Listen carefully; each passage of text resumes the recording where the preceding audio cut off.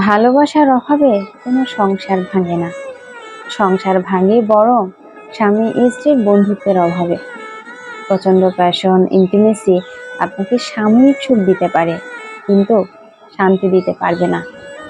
একটি অসুখী দাম্পত্য জীবনের জন্য বন্ধুত্বহীনতাই যথেষ্ট।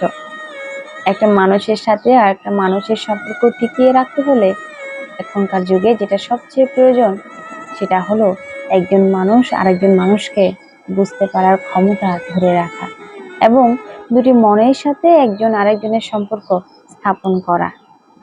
এই বোঝাপড়ার ব্যাপারটা বন্ধুত্বের মাধ্যমেই আসে।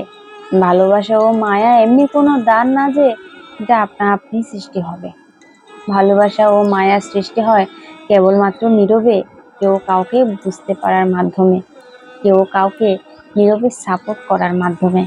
ওটা না থাকলে দাম্পত্য জীবনকে বিষের মনে হয়।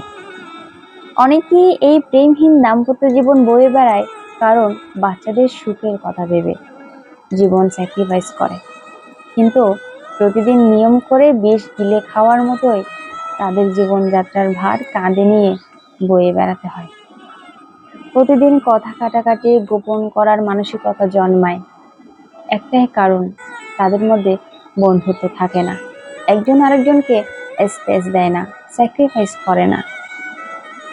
এমন অনেক সম্পর্কে চির ধরে।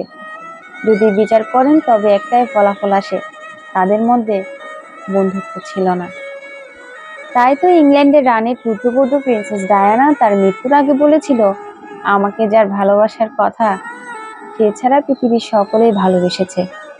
প্রিন্স চার্লস ও ডায়ানার মধ্যে কখনোই সম্পর্ক গড়ে ওঠেনি, শুধুমাত্র তাদের মানসিকতা এক ছিল না বলে।